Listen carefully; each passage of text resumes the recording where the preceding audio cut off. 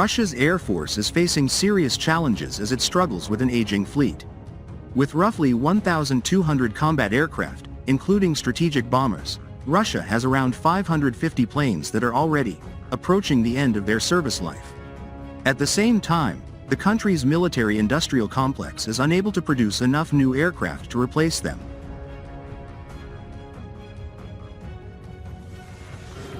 The 550 aircraft approaching retirement are mostly older models, such as around 160 Su-25 attack jets, 100 Su-27 fighters, and 270 Su-24M bombers. Additionally, Russia's MiG-29s and MiG-31 interceptors, numbering in the dozens, are also nearing the end of their operational life. However, end of service life doesn't mean these planes will be retired all at once. Analyst Michael Boyner predicted last year that Russia may need to retire at least 60 aircraft by the end of 2024 simply due to wear and tear.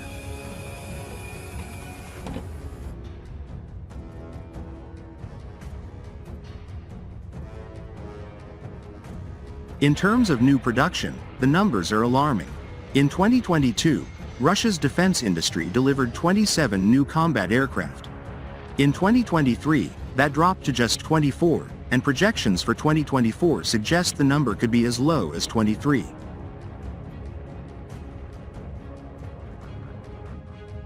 Russia's strategic bomber fleet, including around 52 95MS, 59 Tu-22 M3, and 17 Tu-160 aircraft, remains a key asset, but it too faces challenges. In a worst-case scenario involving NATO, Russia might be able to deploy roughly 400 combat aircraft, including a mix of strategic bombers and tactical fighters like the Su-30, Su-35, and Su-57.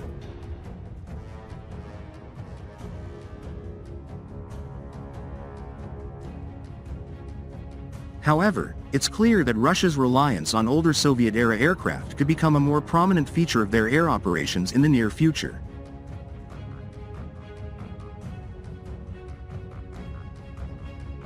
As the war between Russia and Ukraine continues, Russia's Air Force is facing mounting challenges that could significantly impact its long-term capabilities. The longer the conflict drags on, the more Russia's aging fleet and dwindling resources are tested.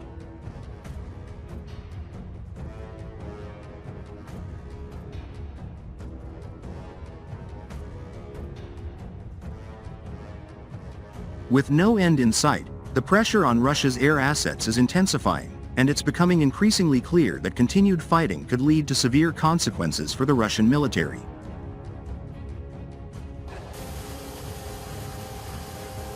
Russia's ability to replenish its air fleet is limited, with the country's production of new combat aircraft struggling to keep pace with the losses.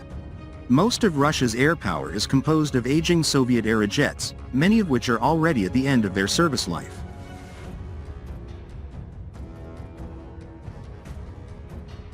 These planes are not only becoming harder to maintain but are also losing their edge in modern combat, especially as Ukraine benefits from advanced Western technology. As the war continues, the strain on Russia's Air Force is becoming unsustainable.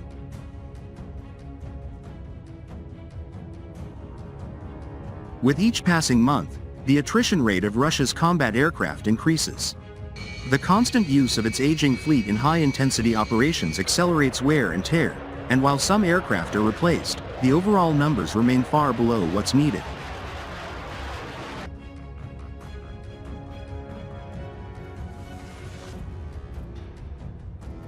In the long run, this will lead to a reduction in Russia's operational capacity, as its fighter jets, bombers, and other aircraft are grounded for repairs or simply worn out.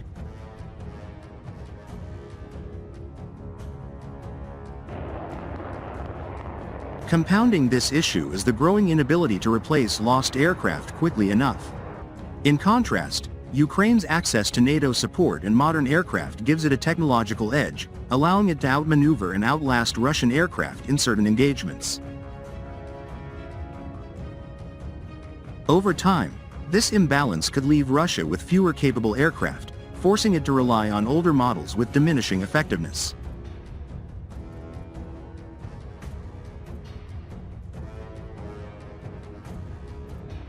Moreover, the longer the conflict continues, the greater the toll on Russian pilots and crews. Maintaining combat readiness under constant pressure is a significant challenge, and the loss of trained personnel only exacerbates the problem.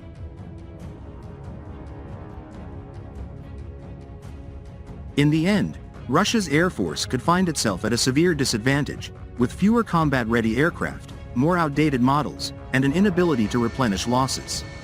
The war of attrition is taking a heavy toll, and as it drags on, Russia risks losing more than just aircraft. It risks losing its ability to project air power altogether. If the war with Ukraine were to end today, Russia would face a monumental challenge in restoring its combat aircraft fleet. The country's military-industrial complex is already under strain, and with the ongoing sanctions and production issues, it would take years to replace the lost aircraft at anything resembling an efficient pace. In 2022, Russia produced only 27 new combat jets, and that number dropped to 24 in 2023. If production rates don't significantly increase, replacing even 200 to 300 combat aircraft could take 8 to 12 years. And that's assuming Russia could ramp up production immediately, which is unlikely given the persistent technological and logistical challenges it faces. Even if production is boosted, the timeline would still depend heavily on modernizing existing aircraft and overhauling the nation's aging fleet. This isn't just about building new jets. Russia would need to make substantial investments in technology, training, and infrastructure to catch up. So, we're looking at a recovery process that could stretch over 10 to 15 years before Russia's Air Force could even return to the level it was at before the war began.